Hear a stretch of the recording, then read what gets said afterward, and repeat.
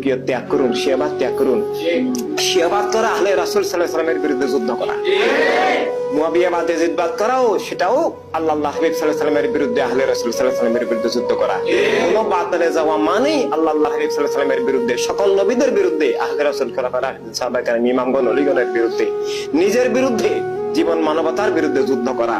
এবং সেখান থেকে আমরা সবাইকে ফিরিয়ে আনার জন্য আমাদেরকে সর্বশক্তি নিয়োগ করতে হবে, কাজ করতে হবে। আমরা সবাই কলেমার প্রদীপ হিসাবে, কারবালার আমানতের ধারক হিসাবে, ঈদে আজমের মিশন হিসাবে আমাদেরকে আলো দিতে হবে। এই জন্যই আমাদের জীবন, আমাদের জীবনের আসল দায়িত্ব, আমাদের আসল কাজ এটা। সারা পৃথিবী পিছিয়ে হটলেও, সারা পৃথিবী পিছ দিলেও, সারা পৃথিবী সারেন্ডার করলেও, বেচাকে না হলেও আমরা প্রণবীর হয়ে আছিলাম, আছি, থাকবো। আর এই প্রকাশ আমরা আহলে রাসূল খোলাফায়ে সাহাবায়ে কেরাম ইমামগণ ওলিগণের গোলাম। আমরা আকীদা, আধ্যাত্মিক, রাজনৈতিক সব দিকে হকের ধারক। আমরা সর্ববাতিলের বিরুদ্ধে সিরাত সংগ্রামের ধারক।